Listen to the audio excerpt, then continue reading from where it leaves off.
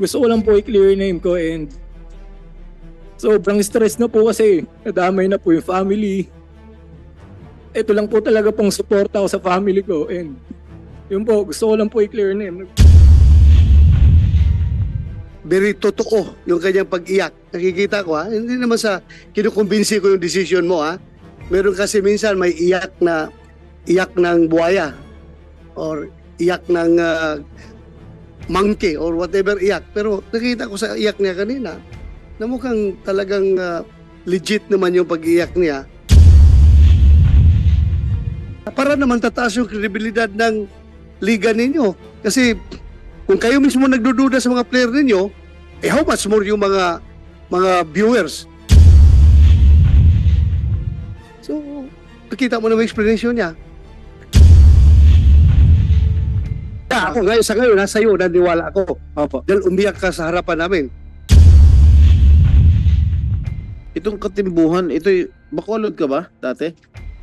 Yes po, Your Honor. Nandito rin pangalan nito. Nag-appeal ka? Yes po, Your Honor. Oh, what happened to the appeal? Ito, sandali ha. Alam mo, kanina inaakusahan na kita ng tao dito, isang player ko na sinasabihan mo na dumrive sa harapan mo, tapos ngayon, nandito pala yung pangalan mo. Bakit nasa red card to, Commissioner? Your Honor, kasi may mga games talaga na consistently based doon sa report ng integrity service provider na Source Radar, involved lagi yung team nila. And then sila, pag meron kong mga certain na may mga game manipulations, binibigyan na lang kami ng report. And then usually talaga lumalabas yung mga teams na gano'n na karamihan consistently na meron gano'n. So, what happened? Sila po naglalaro po doon. What happened to his appeal? I think po, denied po. As of now, denied po. So he cannot play? He cannot play. Sa MPBL? Yes po. Tama ba yun? Ano? Your Honor, ang sagot lang po ng MPBL po sa appeal ko po is na-receive po nila and wala pa po kung na-receive po ulit na na letter from sa kanila na kung ano pong nangyari. Yun po. Thank you po. Ito, mismo na yung commissioner nagsasabi na you are not eligible to play anymore sa next season. Opo. Doon sa sino pa ba yung mga players dito na kasapi ninyo na nasa red card? Meron pa ba? So they wala can na po, clear the Your name. Honor. So bigyan natin pagkakataon na malinis yung kanilang pangalan. Yung kayo, wala na. Yung mga players dyan, wala yung pangalan nyo rito sa mga nabanggit? Wala na po sa team namin, Your Honor. So Tatlo po. tatlo kayo? Opo. Salamat po, Your Honor, sa chance po na at least makita rin po ng mga tao po na nakapag-usga na po sa amin na kiniklear po namin yung name namin dito para po, kasi bilang player po, ina-idol kami ng mga anak namin. Siyempre, gusto pa po namin, gusto pa nila po na kami makita maglaro habang bata pa po kami. So yun po, ako po talaga, gusto ko lang po i-clear yung name ko and sobrang stress na po kasi nadamay na po yung family. Ito lang po talaga pong support ako sa family ko and yun po, gusto ko lang po i-clear yung name. Nagpapasalamat po ako sa inyo, Sen Jinggoy, Sen Bongo, and Sen Bato na binigyan niyo po kami ng chance na i-clear po yung name namin. Kasi po, I wanted to play pa po talaga. Lalo po ngayon sa pinapakita ko po sa PSL na pinaprove ko po sa sarili ko na kaya ko naman po talaga and sana po mabigyan pa po kami ng chance ng MPBL kung ano pa pong liga na makapaglaro pa po at ma-prove po namin sa kanila na hindi po talaga kami ganun. Yun lang po. Sen, maraming salamat po. Bago ka naglaro sa MPBL, saan ka naglaro? Naglaro po ako ng NBL. Yung una pong liga ko po is sa amateur po kasi yung NBL po. After pag-graduate ko po sa Lasal. Lasal? Opo. Naglaro po ako sa NBL and dun Naging player ka ng Lasal? Yes po, sa Dasma po. Hindi sa UAP? Hindi po. So yun po, after ko po makagraduate doon, nagkaroon po ng chance na makalaro po at mapanood sa TV yung NBL po, yung National Basketball League. So doon po may na-accomplish po ako po yung nag-MVP doon. And then yun nga po, na-scout na po ako sa MPBL. So yung first season ko naman po sa MPBL, hindi naman po masyado gamit kasi nga bata pa po.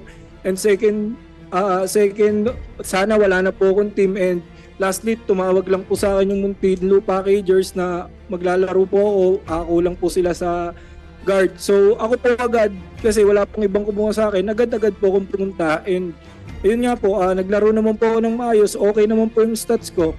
And then sa sunod na season po, which is dun po kami na red card sa Bacolod, binibigay ko lang naman po yung best ko. Minsan nga po kahit injury po ako as a player, gusto ko syempre lagi akong nandun sa game, and gusto ko lagi akong pinapanood ng anak ko, ng family ko.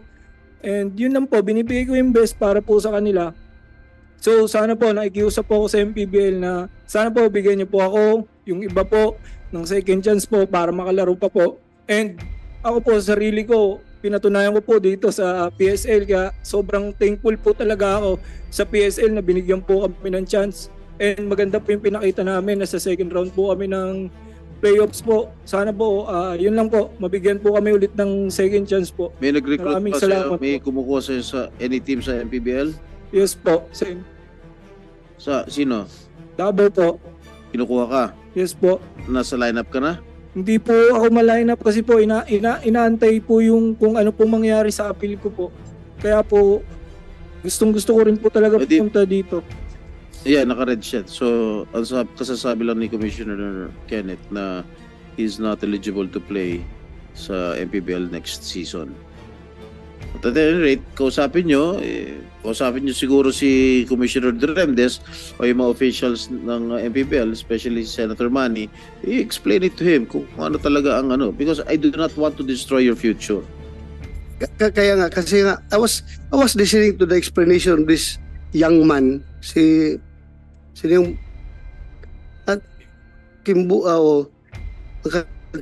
katimbuhan. It seems very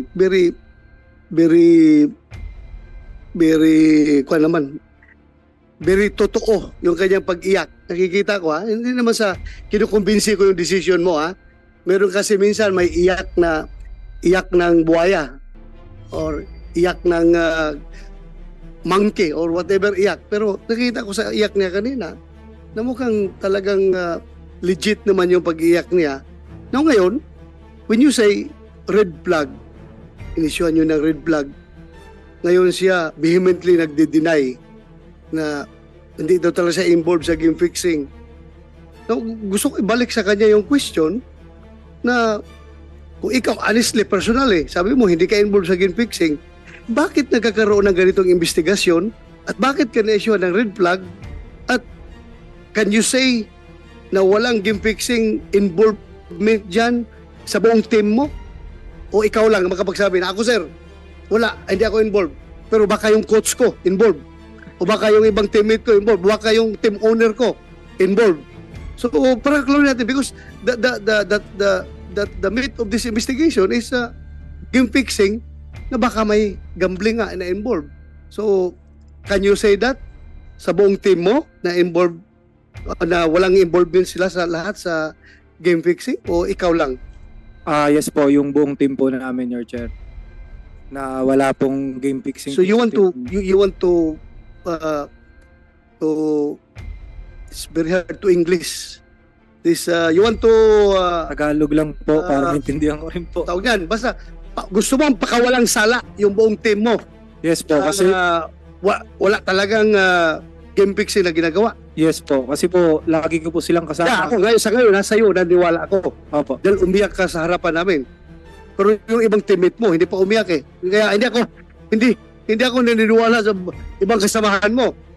Baka mamaya, ikaw lang nagmamalinis ka dito, pero sila involved talaga. Dahil, bakit nagdududa yung management? Bakit nagdududa yung sila commissioner na mayroong game fixing? Bakit nga sila nag-institute ng measures to avoid game fixing? Yung issuance of, alam ko kasi yung yellow flag, red flag ay para sa football lang yan, di ba? Soccer. Pero umabot na sa basketball pala ngayon. Mabutit nalaman ko na may ganyan pala sa sistema. Pero sigurado ka? Pati yung team owner mo, hindi involved sa game fixing? Yes po, Your Honor. Sinong team owner na pinaglaruan mo? Yung sa Bacolod po is yung Angeles Resort po. So lahat ng team mo, pati coach mo?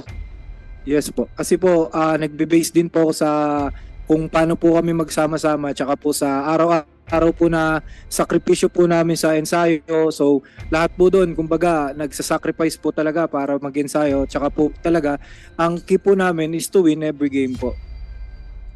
Okay, pero yung narinig ko sabi ni Senator Jinggoy kanina, na sinabihan mo daw yung player niya, sige mag-drive ka sa harapan ko. Mag-score ka. Sinabihan mo yun? Totoo yung sinabihan mo? Hindi po totoo na pinapashoot ko po. Ang according... Nagsinungaling si Senator Hindi Jinggoy? po, hindi ko po sinasabi. Ano? I explain po na may mga game plans po kami na katulad po siguro, yung player niya po is guard, like ka-position ko po. So nagkaroon po kasi kami ng scouting before the game po na yung team po ng San Juan and ng mga strength ng guards nila is shooter po talaga. And nakita rin po namin sa stats ng PSL na very good po talaga sila sa 3-point shot. So may mga game plans po kami na to drive po, dun po kasi yung weakness nila and mabawasan po yun. Akala ko pinapashoot mo lang kasi sa Hindi akin, po. kung naglalaro ko ng basketball, ang sabi ko sa kalaban ko, sige, drive ka, tingnan natin kung saan ka pupulutin. Drive ka. Yun sa amin noon eh. Yun lang, Mr. Chairman. Maraming Salamat po, So, Senator. Kaya nga, yung mga sinasabi, revelations niya, Commissioner, siguro that's something to ponder on sa inyo para naman tataas yung kredibilidad ng liga ninyo. Kasi kung kayo mismo nagdududa sa mga player ninyo, how much more yung mga viewers, di ba? O sabi nga, kayo nag-issue kayo ng red flag, yellow flag. So may meaning, mayroong cloud of doubt doon sa inyo. So kami mga viewers, baka mawalang gana, di ba? So, nakita mo na yung explanation niya. I just want to help promote basketball dahil dito tayo nakikilala yung Pilipinas. Kahit na kulang sa height, hindi kulang sa spirit. Dito tayo nakikilala na gustong-gusto natin yung basketball talaga. Buong bansa. Walang Pilipino na hindi marunong mag-basketball. Lahat ng Pilipino na marunong mag-basketball. Kaya we have to protect the game itself at sana i-promote natin dahil napakaganda po ng basketball para sa atin.